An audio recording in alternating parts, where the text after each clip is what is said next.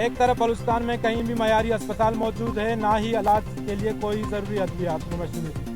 آج ہم ایسے ہی ایک مسئلے کی جانب آپ کو متوجہ کرانا چاہتے ہیں۔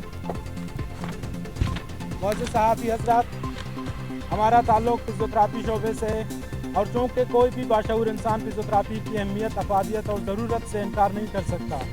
اس وقت پوری دنیا میں ریہیبلیٹیشن سینٹرز اور فزیوتھراپی مراکز آج انسانی خدمات کے لیے فرائض سر انجام دے رہے ہیں۔ اسی طرح پاکستان میں بھی اس شعبے نے قلیل مدت میں مقبولیت حاصل کی ہے، اور اب پاکستان کے کئی جامعات میں فزیوتھراپی کی تعلیم و تربیت دی جا رہی ہے۔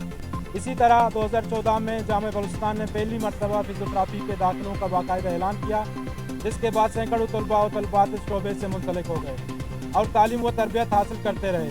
تاہم افسوس کے ساتھ کہنا پڑتا ہے کہ کئی برسوں کے بعد بھی حکومت بلوچستان اور متعلقہ اداروں نے ان فارغ التحصیل طلباء و طلبات کے لیے کوئی روزگار کے مواقع کا انتظام نہیں کیا، اور نہ سرکاری ہسپتالوں میں ریہیبلیٹیشن سینٹرز کھولے، اور نہ ہی ہاؤس آفیسرز کے لیے پیڈ ہاؤس جاب کا اجرا کر سکے۔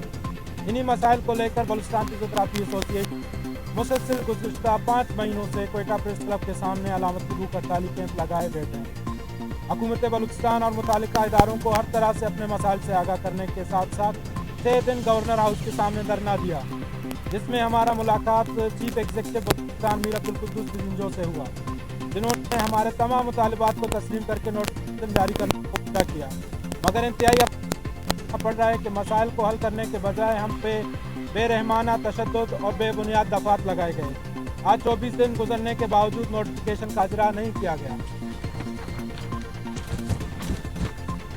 معزز صحافی حضرات، حکومت بلوچستان اور وزیر اعلیٰ بلوچستان کا ڈاکٹر آف فزیوتھراپی کے ساتھ سوتیلا جیسا رویہ انتہائی مایوس کن ہے۔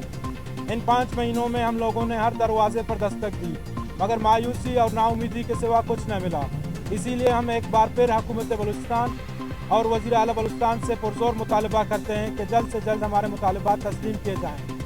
اگر ہمارے مطالبات تسلیم نہیں کیے گئے تو مجبوراً اپنے جائز مطالبات کو تسلیم کروانے کے لیے اب ہم تازہ مرگ بھوک ہڑتال پر جا رہے ہیں۔ اگر اس دوران ہمیں ہمارے دوستوں کو کوئی بھی نقصان پہنچا، اس کا ذمہ دار حکومت بلوچستان، ہیلتھ منسٹر اور وزیر اعلیٰ بلوچستان ہوں گے۔ مزید دلچسپ معلومات اور خبروں سے آگاہ ہونے کے لیے Gadrosia point Facebook page, Instagram, Twitter کو فالو اور یوٹیوب چینل کو سبسکرائب کریں۔ بیل آئیکن بٹن دبانا نہ بھولیں تاکہ مکران سمیت بلوچستان کی خبروں سے جڑے رہیں۔